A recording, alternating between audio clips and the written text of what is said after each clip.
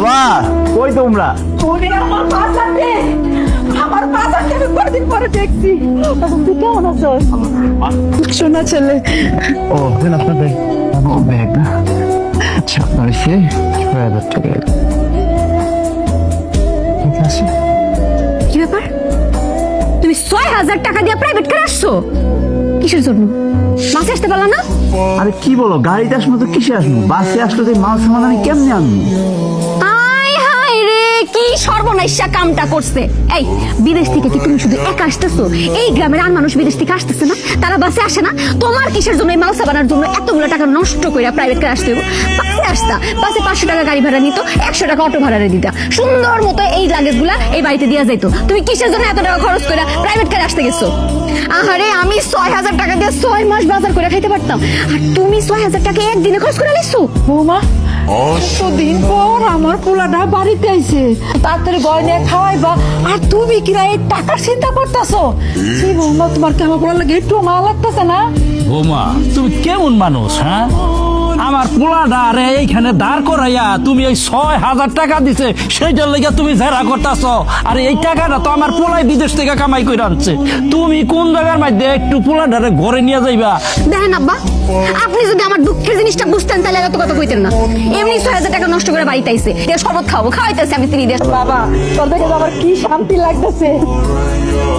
আচ্ছা, এই লাগেজে করে কি কি আনছো? 2টা লাগেজ ভরা। তোমার লেগে কিছু গিফট, আব্বার কিছু গুরুত্বপূর্ণ জিনিস, রিফাত ভাইয়ের লেগে একটা ফোন, আম্মা কিছু স্বর্ণ চাইছিল, স্বর্ণ, আর যে রুমকির লেগে মেকআপ আর কি কি গিফট আনতে।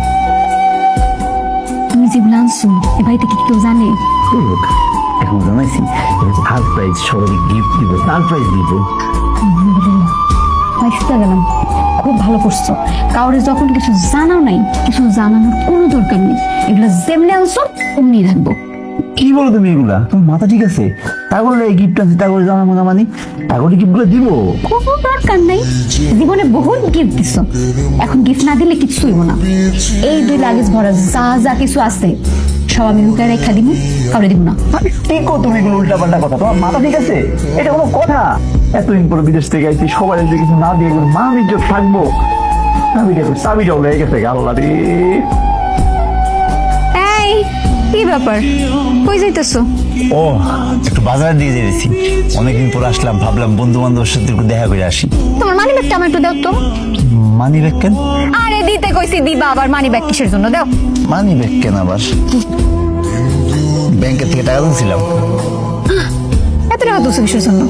বিদেশ থেকে আসছে না আসছে তুমি ব্যাংক থেকে এতগুলো টাকা উঠাই ফেলছো? না, ভাবলাম যে বিদেশ থেকে আসছি, মেলা খরচ না, বন্ধু বান্ধবের লোক দেখা হবে। আমারে না বইলা আর এত টাকা পয়সা উঠাবা না। আচ্ছা, বন্ধু বান্ধবের সাথে তো যাইতাছো, কয় টাকা দিমো তোমারে? এই ধরো 50 টাকা নাও। দরকার নেই, বন্ধু বান্ধবের সাথে যেহেতু যাবা, এতদিন পর আসছো, নাও এই 100 টাকা নাও। এই টাকা দিয়ে তুমি তোমার বন্ধু বান্ধবের চা মিষ্টি যা যা খাওয়াইতে ইচ্ছা করে তাই তাই খাওয়াবা। যাও। 100 টাকা? 100 টাকা কি তোমার কাছে কোনো টাকা মনে হইতেছে না? 100 টাকা কামাই করতে না অনেক কষ্ট হয়। তুমি না বিদেশ থেকে আসছো, বিদেশে কত কষ্ট করে টাকা ইনকাম করে তুমি জানো না? এখন বন্ধু বান্ধবরা তুমি 100 টাকার বেশি খাওয়াবা? আমি তোমার 100 টাকার বেশি 1 টাকাও দিতে পারবো না।